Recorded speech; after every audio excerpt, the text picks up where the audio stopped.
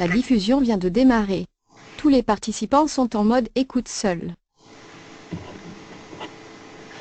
Good morning, everybody. Welcome to our new webinar addressing Horizon 2020. So today we will speak about the bio-based industry and the circular economy. We are two people from Aiming, myself, Michel Moulinet. So I'm working for more than 14 years in innovation management with expertise in European project setting up, management, and also other kind of services around innovation. And I'm with one of our experts on this subject, Guillaume. Yes, good morning, everyone. So I'm Guillaume Zitek, and I have 10 years experience in EU setting up of EU project setting up, and especially in the domains of BBI, notably, but also energy and material areas. So we will be together for around 30 minutes, and this webinar will be split into two sections. The first one, we will really focus on the BBI approach and how BBI is addressed today within Horizon 2020. And on the second part of this webinar, we will speak about the circular economy and what is expected on this subject for the next year. So first, Guillaume, if we consider the first subject, BBI, can you just give us a short summary of what is BBI, how it is addressed in Horizon 2020 today? Yeah, absolutely. So just to give you a quick reminder of what we talk about when we mention bio-based industry. So bio-based industry in the framework of Edge 2020 is a public-private partnership that was created at the beginning of the Edge 2020 program, with the aim to support the research and innovation for the development of the EU bio-based economy, of course. It has a specific status, meaning that it is technically connected to Edge 2020, but it's also quite an independent organization, because they basically use a fraction of the Edge 2020 budget to fund their strategic innovation roadmap. The main goal of the BBI is actually to de-risk the investments in the BBI value chains, to set up more installations in Europe, giving funding for pilot, demo, or flagship installations. And I will come back to those terms in a minute. It is very important to keep in mind that the GU, so the Joint Undertaking Bio-Based Industry, is a program that is designed by the industry for the industry. And this will translate into conclusions when you set up your project. The industry part is extremely important. It is even more important than in the core Edge 2020 program. It is noticeable that the quality of projects is there, and there is actually higher success rates from the calls launched by the BBI. They are at least higher than in the core Edge 2020 program, and so this is very interesting for the community to have access to those projects. For example, for the 2015 call, the average success rate for the proposal was about 25–26% overall, which is already twice the average success rate compared to the core Edge 2020 program. So the GU-BBI basically funds BBI projects, and they launch calls usually once a year.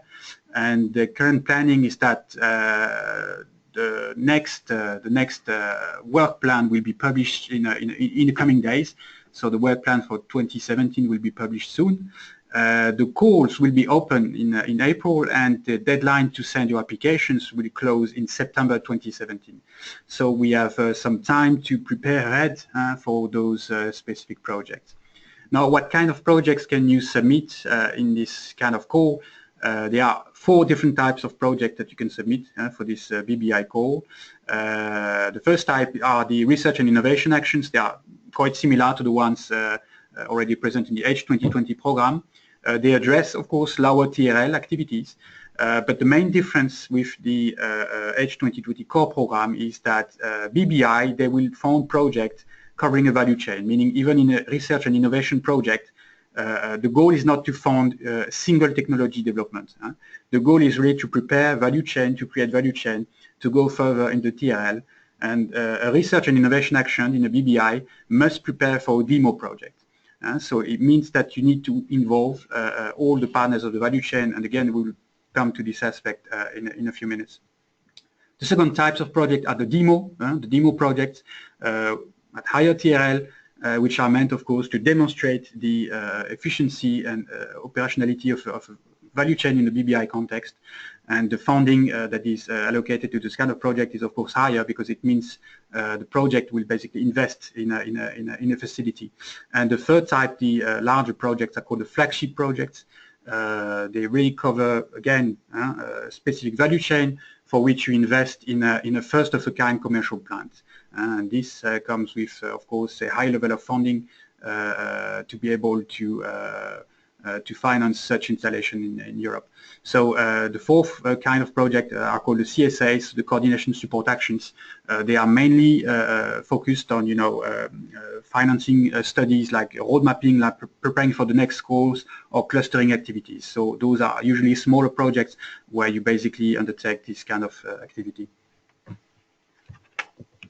So let's continue and let's finish on this reminder. It's basically what type of activities can you include in such BBI project. So this is a picture which is taken from the research agenda and from the BBI, and so you see that it's basically covering all the biomass and organic waste that is processed into biorefineries, and of course to go to the downstream value chain and being able to create value with bio-based products and markets. So you see that there is a wide scope of activities and value chains that can be covered in this BBI program. Right. Just something I forgot to mention at the beginning of this webinar. If you have any questions regarding our presentation, you can write your question using the tool, and what we will do with Guillaume is coming back to this question at the end of this webinar. So coming back to the presentation, we had this global overview of today how BBI is covered within Horizon 2020. Guillaume, can you detail us more what are the main key points, key ideas to take into consideration if you want to address this program? Absolutely. So the rules from the BBI are basically the core rules from the Age 2020, but there are very important differences in the kind of projects that are selected for funding. First, because BBI is, of course, somehow independent, and they basically act as investors to invest in your project only if, of course, they are industrially relevant. So the first key idea that you must keep in mind when building a project is really think about what kind of value chain are you going to build in your project. I will explain in detail, methodologically speaking, also how you can use this value chain to construct your project consortium. But so the first idea is very important, is think about the value chain. So keep in mind that BBI will not fund a project that is developing a single technology. You must have this complete value chain from downstream to upstream, upstream resource that you harvest to downstream bio-based product. The second idea linked to the first one is that even in a research and innovation action, you must show in your project that you have this complete value chain, meaning in terms of industries involved in your project, because research and innovation actions, even if conducted at low TRL activities, must prepare for a demo project. And so to convince the BBI that you have a project that is worth getting funding for, you need to demonstrate that you have the right industrial partners already at the stage of the research and innovation action to prepare for the next stage, which will be the demo project. So the very first work program, the BBI was 2014, and the very first work program, the value chain were fixed in the annual work program, which is not the case anymore. So you really have this flexibility to cross-link different value chains and also create new ones, because one goal of the BBI clearly today is also to create and emerge new value chain. So this flexibility is not offered in the open calls. then, as I said, the core H20 rules apply, but BBI, they will select industrially relevant projects. It means that they will really evaluate and assess the project from an industry point of view, and it means that the BBI proposal should actually be seen as a business plan that needs to be presented to investors. So you should really keep that in mind when you build your project. The last call, so the call from 2016, sorry, are now of course closed, and proposals are being evaluated, and we should get actually the results from those evaluation in the coming days. They really put emphasis, even more emphasis, on project impacts, even if that was already a very important focus of the evaluation. This is even increasing. So impacts are really key, and we will also address this topic and how to present your impact in a convincing way in your proposal. As I said, but again, this is worth mentioning again. The focus is really on industry, so you absolutely need to involve SMEs and large enterprise in your project, even at the stage of research and innovation action. And the second point is that it is strongly recommended to include the bio-industry consortium full members in the consortium. So understand that the BBI is built based on industry needs, and the big full members are the one who participated to the writing of the implementation plan, of the work plan. And those industries, of course, if you should definitely have one of those industries in your project to increase your chances of success, especially if you address a demo or a flagship project. Right, so listening to all these key ideas, we can identify some priority to detail. The first one I think is impact. You mentioned several times the impact section and how this impact has to be detailed. So yes, so as it is the case in H2020, impacts are even more important in this program. They have a huge weight in the evaluation, and this is basically where you convince investors that you built a sound and sustainable value chain, and also economically sustainable value chain. So their impacts are presented in the same way as they are in the core program. So there's nothing really new about that. And you see that they are anyway, expected impacts are always clearly identified in the topic that you are targeting. So the list of topics is provided in the annual work plan, which will be soon available for 2017. And you should really carefully read those topics and read the expected impacts of the topic you are addressing. And those impacts, of course, they need to be demonstrated in your proposal already. So it is not enough to say, to declare that you will reach those impacts. You have to demonstrate for the evaluators that you will reach those impacts. And of course, there is an economic impact. There are also impacts linked to the efficiency of the biorefinery you are setting up and the facility you are building. And impacts are also linked to the BBI, so key performance indicators. They are clearly linked, and you should demonstrate that you address clearly those impacts. Right, this first point on impact, and the second point you mentioned also several times this aspect since the beginning. It's the value chain. So yes, finishing on impact. So important topics to address is to remember that you are covering at least one value chain that you are demonstrating in your project, and the innovation you create inside this value chain needs to satisfy specific needs and deliver the benefits. And you see that those expected needs, they are already quite identified in topic that you're addressing. So you need to demonstrate specifically how you address these needs.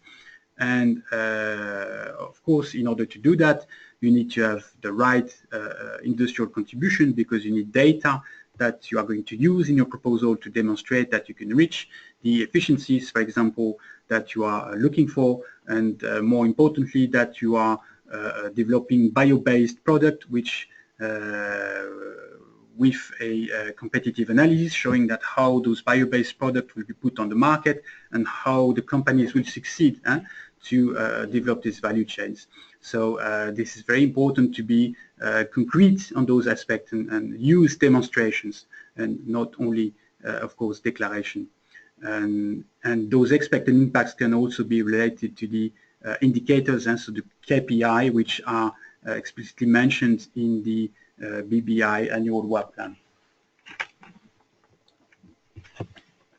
Right, so going to the value chain, which is the second main aspect to focus.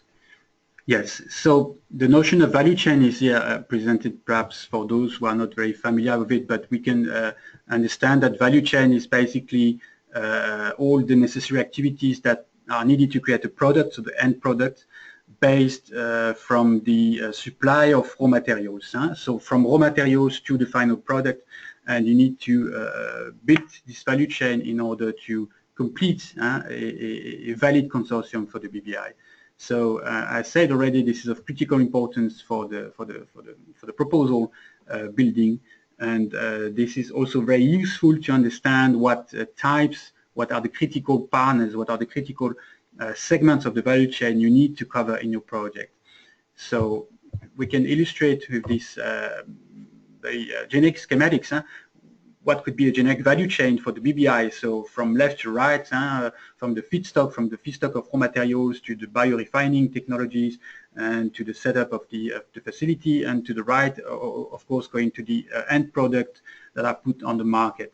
And with, of course, the conducting of cross-cutting activities like life cycle assessment, environmental and societal assessments that are, of course, necessary to demonstrate the added value of your project. So by analyzing the topic you are targeting, you already have a pretty good idea of what kind of value chain you need to create, and this should help you identifying the right industry partners you need for your project. And so it's a recommendation that you have at least on each critical segment of your value chain that you have one industrial company. So all companies are, of course, eligible to this kind of project, from small, medium companies to very large corporations. And remember, as I said in the introduction, that if you are especially targeting a demo or flagship project, it is strongly recommended to involve a big member, so a bioindustry consortium enterprise that is already involved in this kind of consortium. And then all the activities of the project, of course, will be described along the value chain, and this is what you must demonstrate. And this is important to have this complete value chain, again, even if you are addressing only a research and innovation action at the different TRL level. So the next idea is that the use of the value chain is actually already 50% of the job. If you have built the value chain the right way, it means you have made the right contact, you have the right industrial partners in your project. It's already 50% of the job, because your consortium is there, your value chain is there, and it will also be a very useful tool to demonstrate impact of your project. So the impact will also be generated along the value chain. So, and you see that for each segment of the value chain, you have to provide specific exploitation and business plans, explaining how your project partners will also exploit further project results. Being said that if you are, of course, involved in the research and innovation action, the next stage should be to go for a demo project. And so this is what you have to explain in your business and exploitation plan. How will you go to the higher TRL, and on what conditions, of course. So this is a very useful tool to build the project and to demonstrate impact in a very convincing way in a BBI project. Right, so I think it's a lot of elements to take into consideration when we submit a project under the BBI call. If we go further in this presentation, the second subject we wanted to address is circular economy. So as we said previously, you will have some open calls during 2017. So same approach, Guillaume, just give us how circular economy today is addressed within our Horizon 2020, and finally, what is expected today. Yes, so the topic of circular economy is actually a wide topic, and we are going here to focus in the framework of Edge 2020 again, because this is where we have concrete opportunities to address this topic. So the concept, as a reminder, is circular economy. The goal is really to close the loop in the life cycle of a product. So from the harvesting, from production, the use, and going up to the disposal. The goal is really to close this loop in a smart and sustainable way, and this is very important. And so the challenge, of course, of this project is to involve in the right way all the economic operators at all stages of the cycle. This is really the challenge to build this kind of consortium. And it also means that the project cannot be based only on single technological innovation. It requires really systemic innovation. So it means radical changes in the organizations of those different operators, change in the governance of those operators and the multiple actors that can be involved in the cycle, and also propose, of course, disruptive business model, because the distribution of value must really change in this new framework. And of course, regulatory frameworks are also need to be addressed, because they are very important in such change of paradigm. So in the framework of Edge 2020, circular economy was defined as a cross-cutting focus area. So for 2016 and 2017 work packages, it means basically that circular economy topics could be found in several parts of the program, for example, in the domain of food security, energy and transport. But it also means that a specific work package, a specific call was proposed for the 16 and 17 calls. And you can find this package under the name, so Industry 2020 in the Circular Economy. And there are currently two topics which are open for funding in this work program, that you can see now on the screen. So this CX01, which addresses the systemic eco-innovative approaches for the circular economy, and this is designed to give funding to large-scale demonstration projects. And the stream for 2017 actually addresses the demonstration of new and circular economic business models. But of course, I encourage you to read the full topic, as what I just copied here is only a few lines, but you need, of course, to read the complete text of the topic. The second subject is the CERC02, which is open and addresses the water in the context of circular economy. And basically, again, it will fund only large-scale demonstration projects, meaning projects conducted at local, regional, or even at the scale of cities, as it is explained in the detail of the description. And basically addressing water supply sustainability, but going beyond that. So what kind of services, what kind of new business models can you also propose in this context? So the way those two topics are implemented, they are open for funding basically, and you can submit a first stage application. So in coming March, first stage proposal is usually, a concept proposal. It's usually 10 to 15 pages where you only describe, let's say, a general concept. And successful proposal stage one will be invited, of course, to describe a full proposal in the next stage. But so it's a good opportunity to start setting up, contacts, and start setting up this kind of consortium, which is usually very tricky to set up, because you need to convince a wide range of different players. So what should be the main, again, the key ideas that you should have in mind preparing for those two specific topics is that the first one, again, is single technology development will not be sufficient here. So you need to think, of course, systemic. It means addressing the full cycle, but also addressing the different field technology only is not enough. You need to think about the new organization patterns, new logistics and supply chains organizations, new governance, new again, new cultures and new business models. So this is a problem that should be solved and that should be addressed as a whole, and not only from the technology side. Of course, this requires to have the proper key players around the table to discuss with. So, and it means not only technology providers, but of course involving all the stakeholders of the cycle you are considering. And that means getting in touch with those specific stakeholders. That could be, for example, the local and regional players. And the third idea is that those players should, of course, be involved in the project in a disruptive way as well, because the classical development project will not work there. You are not providing a solution to a client. You need to involve those stakeholders already at the stage of co-design, co-construction, and co-demonstration of the solutions. So this is also a very tricky way and a very high challenge to address, is to involve those different players in already at the design of the project, the design of the solution.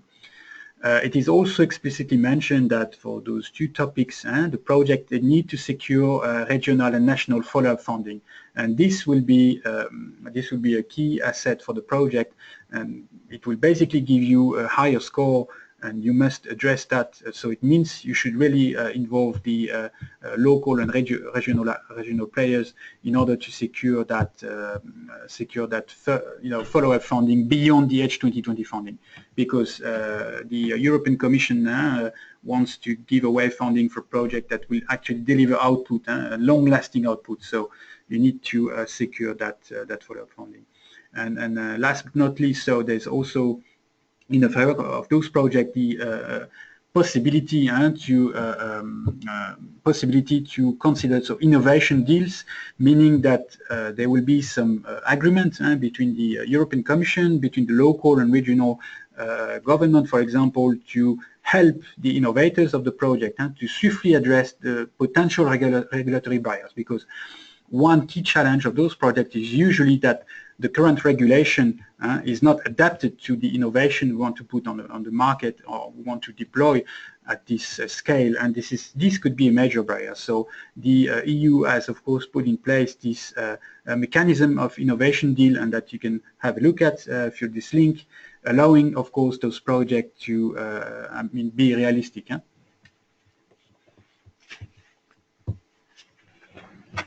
So this is basically the content of kind of ideas that you should keep in mind in the preparation of those projects.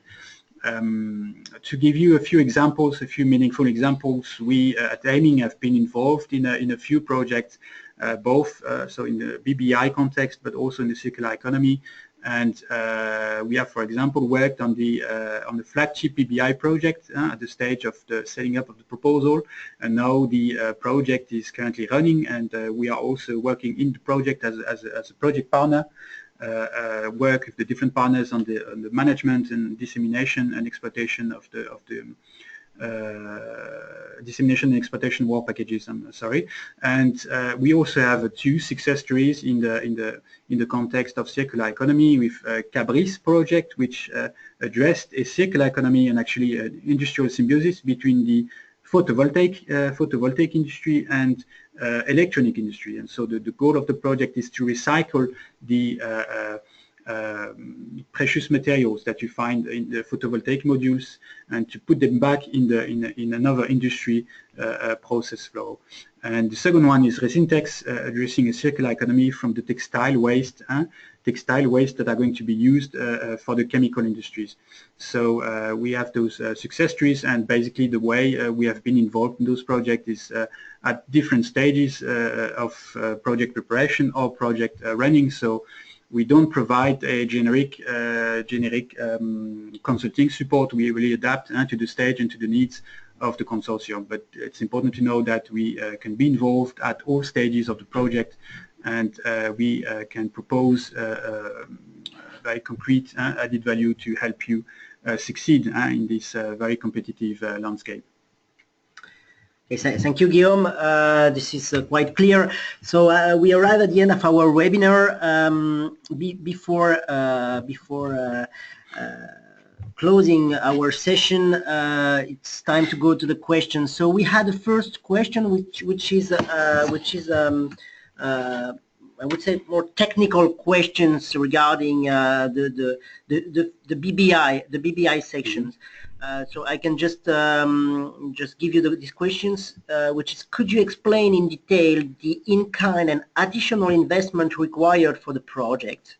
How does it affect the evaluation, and how must it be explained in the proposal? Okay. So yes, this is a very specific question, but is very, of course, important considering demo or even flagship projects. So in-kind. So the in-kind contribution is basically the part that is the resources that are brought by the consortium, and especially from the industry, and because this is what is requested, and which is not directly funded by the BBI. So basically in-kind support from the industry directly comes from the budget from the industry put in the project. So on the demo or flagship, the funding rate for industry is maximum funding rate is 70%. It means that at least, not considering, of course, the 25% flat rate on the indirect cost, but let's say at least 30% of the budget from an industry is not funded. So at least we can consider that industry brings 30% in-kind contribution.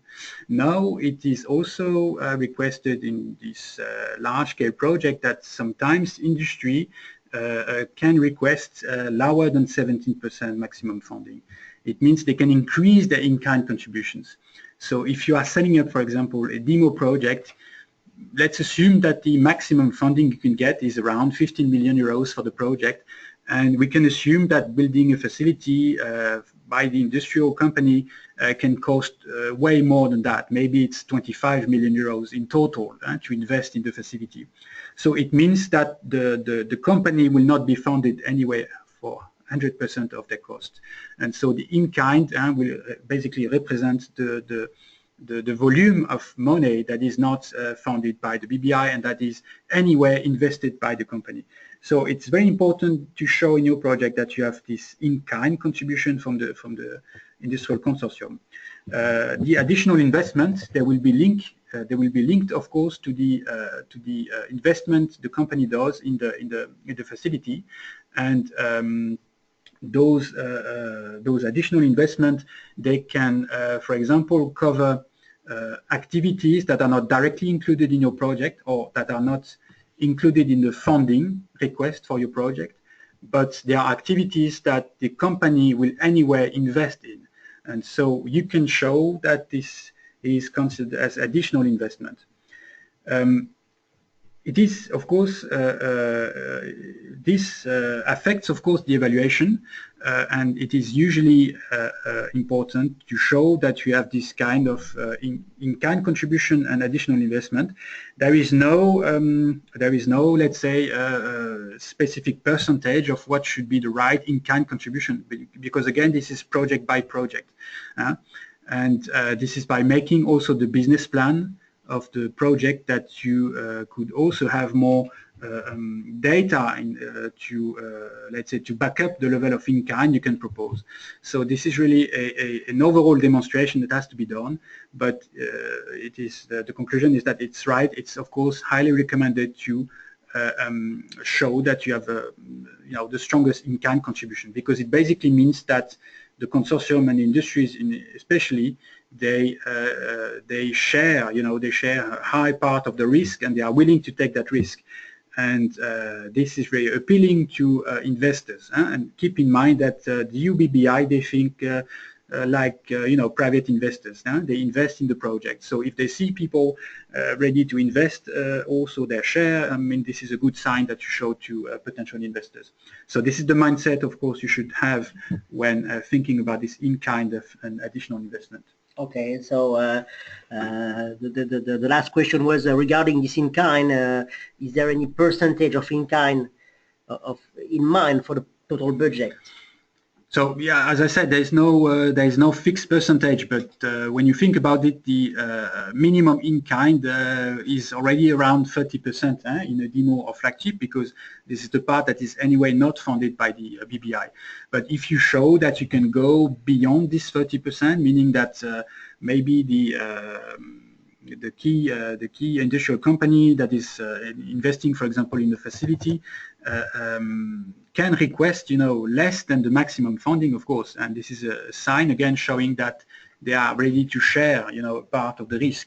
And again, this is very appealing to the BBI, who will invest in projects like private investors. So, and this has to be balanced with the business plan, with the expected, return of investment, and so this is an overall demonstration. All right. Thank you, Guillaume. So it's time to close this webinar. So for sure, if you have any questions, you can come back to us, and we will interact with you.